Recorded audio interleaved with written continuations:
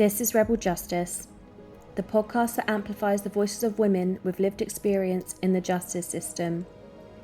Today, we're bringing you a powerful mini-episode to celebrate the release of issue 14 of The View magazine, releasing on July 31st.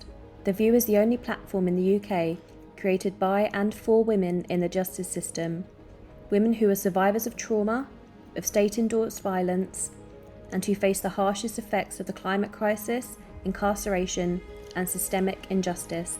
In this episode, we sit down with the editors and writers behind The View to talk about this issue's themes, the stories that matter, and why now, more than ever, women's voices must be heard and believed. We'll talk art, activism, prison reform, and reclaiming narratives. From activists behind bars to women using art to resist, heal, and rise. This is not just a magazine, it's a movement. Join us as we lift up The View's vision for a world where every woman is celebrated, respected, and treated with dignity.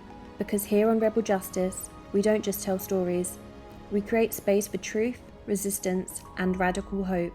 We spoke with Sorali Bodas. I interviewed Dr. Jade Lavelle. She is a criminologist and academic who is actually rethinking how we understand justice, and especially when it comes to women and young people affected by violence and the systemic neglect. And then one of her very powerful projects, it was an exhibition held in Bristol in May this year. It's called Empty Shirts, Lost Childhood. Now, it was an art-based initiative where young people, many of whom who have been directly affected by serious violence, used school t-shirts, as in school shirts, as canvases to express their grief, trauma, resistance, etc. And instead of the usual farewell messages where we, at the end of the school years, we write those farewell messages on school shirts, these shirts, they told those raw stories and painful truths. Some of them wrote name of lost friends due to violence, then the date of the incarceration, experiences of abuse, loss, etc. What's so striking is that this project didn't just focus on the usual headline-grabbing stories, knife crime and stuff. It highlighted the quieter, more hidden forms of violence, the gender-based bullying, domestic abuse, the grief of losing someone to prison. Then, these are the traumas that often go unseen. She's using creativity, not just as therapy, but like as a testimony, and a way to confront silence with truth and bring visibility to the left out of the justice conversation. A story that has exposed serious concerns about International Institute for Strategic Studies, IISS. It's a high-profile London-based think tank. The organization is globally reputed, but it is currently under scrutiny for failing to uphold transparency and accountability, safeguarding rights, etc. I think we've spoken about Farah Damji in this podcast earlier. This story also has her testimonies. Her former partner, who was a senior IISS fellow, Nigel Gould Davis, IISS fellow, and testimonies from multiple women describing Davies as coercive, emotionally abusive. They were deemed inadmissible under UK law. And these accounts included allegations of manipulation, coercive control, and psychological harm. Then this case raises broader issues about how legal and institutional systems like IISS protect the powerful individuals while actually silencing the survivors, especially when the accused holds some kind of influence, privilege, and there is some kind of institutional backing. And so I think the story then calls into question how elite organizations use their prestige to, shield misconduct rather than actually protecting those who claim to serve. We also spoke with editor Joanna Miska.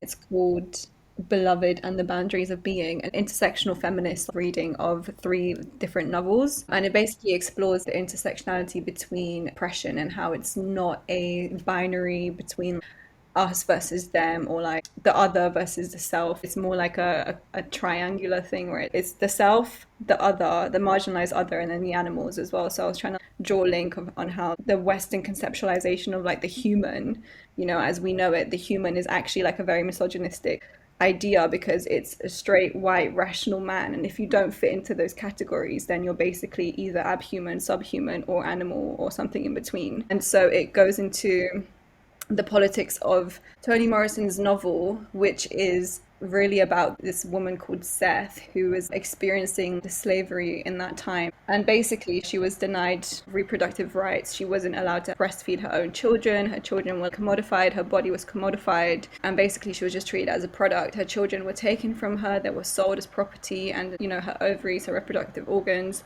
was just used as basically like this model for replicating life in other systems. I used Zachariah Eman Jackson, who's a really famous, kind of more modern Black thinker, and how she kind of sees capitalism and the whole system as basically just commodifying life over and over again. And she talks about slavery in that time was basically doing that, and the terrain who was receiving that violence was basically the bodies of Black women. Joanna has also written an article following an interview with CEO of Emotion Dysregulation in Autism, also known as EDA, Zizi Sewoan.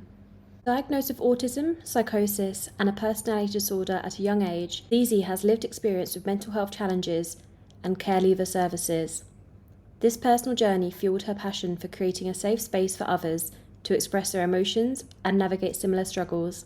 It was really, really an enlightening conversation about basically how the systems of care fail autistic young people over and over again, and instead of having a system that is designed to prevent crisis, they kind of just work on treating it while it's happening. And I think she said that can actually make it more traumatic for autistic young people, because a lot of the time they come in and they are more traumatized by the process instead of being taught and educated on how to manage their emotions and how to prevent a crisis. Sometimes it takes ages for them to be diagnosed, and that whole process in itself can be traumatic. So she's advocating for trying to reduce inpatient care units for young autistic children and kind of just building a more community-based support where people are educated on all levels and what it means to be autistic. So she's also a neurodivergent CEO, and obviously that's very different for her because she doesn't live in a world where it's designed for neurodivergent people. Another article focuses on the Views Cancer campaign.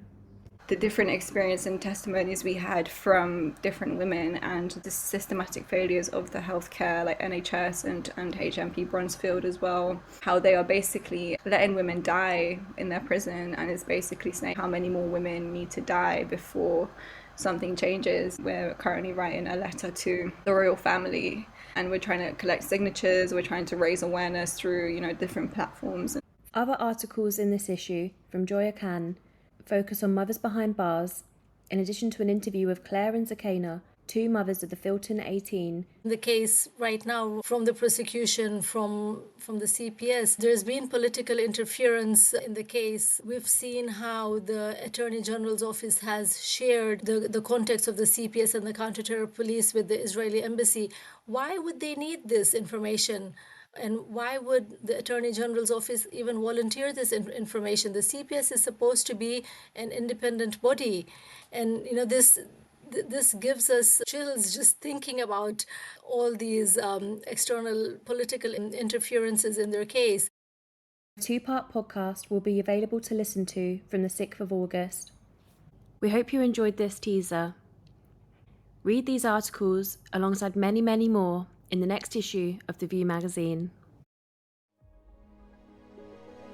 If you haven't already, you can support The View magazine for just £20 and receive 4 digital editions and 1 print issue a year. Make sure to follow us on our social media.